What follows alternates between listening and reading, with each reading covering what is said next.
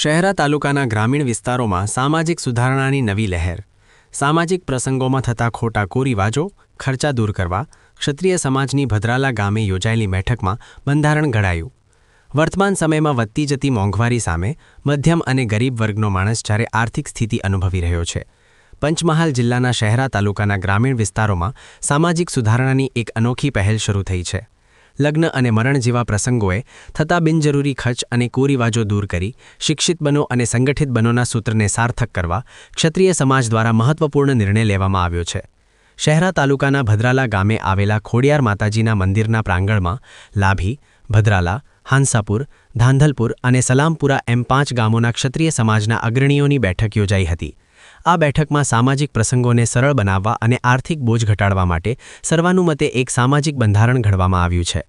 નવા બંધારણની મુખ્ય જોગવાઈઓ મુજબ સોના ચાંદીના દાગીના, લગ્ન પ્રસંગે વ્યવહારમાં આપવામાં આવતા સોના ચાંદીના દાગીનાની સંખ્યા મર્યાદિત રાખવી, ખર્ચ પર નિયંત્રણ જેવા કે ડીજે મ્યુઝિક સિસ્ટમ, મોસાળું અને કપડાની લેવડ દેવડના બિનજરૂરી ખર્ચ બંધ કરવા, જમણવારમાં પીરસવામાં આવતી વાનગીઓની સંખ્યામાં ઘટાડો કરવો, સાથે સાથે નિયમોનું પાલન નહીં કરનારા તેમજ પ્રસંગોમાં દારૂ પીને આવનાર કે ઝઘડો કરનાર વ્યક્તિ સામે કડક દંડનીય કાર્યવાહી કરવી સહિતના નિર્ણયો લેવામાં આવ્યા છે. સાથે લગ્નમાં થતા ખોટા ખર્ચાથી બચવા સમૂહ લગ્નોમાં સંતાનોના લગ્ન કરાવવા સૂચન પણ કરવામાં આવ્યા છે. સમાજના અગ્રણી અને એડવોકેટ અનોપસિંહ સોલંકીએ જણાવ્યું હતું કે લગ્ન અને મરણ પ્રસંગે થતા ખોટા ખર્ચાઓ રોકવા આ બંધારણ નક્કી કરાયું છે. સમાજને પ્રગતિના પંથે લઈ જવા અને સામાન્ય માણસને દેવામાંથી બચાવવા માટે 5 ગામના આગેવાનોએ મળીને આ નિર્ણય લીધો છે, જેનો અમલ ચુસ્તપણે કરવામાં આવશે.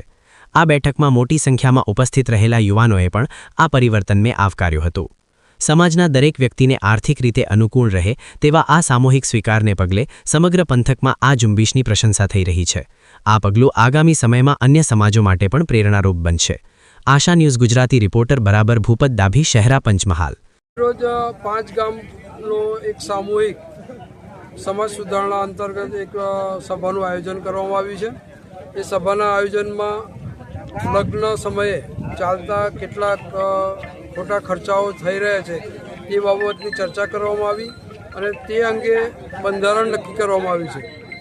મરણ પ્રસંગમાં પણ જે પણ કુરિવાજો ચાલી રહ્યા છે એ કુરિવાજોને દૂર કરવા માટેનું પણ ચર્ચા વિચારણા કરવામાં આવી છે અને સમાજને આગળ કઈ રીતે લઈ જવો અને સમાજ જે ખોટા ખર્ચા કરી રહ્યો છે એ સમાજને ખોટા ખર્ચામાંથી કેવી રીતે બચાવવો એ માટે 5 ગામના આગેવાનો મળી અને સંયુક્ત રીતે એક પેમ્પલેટ બનાવેલું છે. સમાચારોના સતત અપડેટ મેળવવા માટે આશા ન્યૂઝ ગુજરાતીને YouTube પર સબસ્ક્રાઇબ કરો, બેલ આઇકન દબાવો અને અમારી સાથે જોડેલા રહો Facebook, Instagram અને Twitter પર.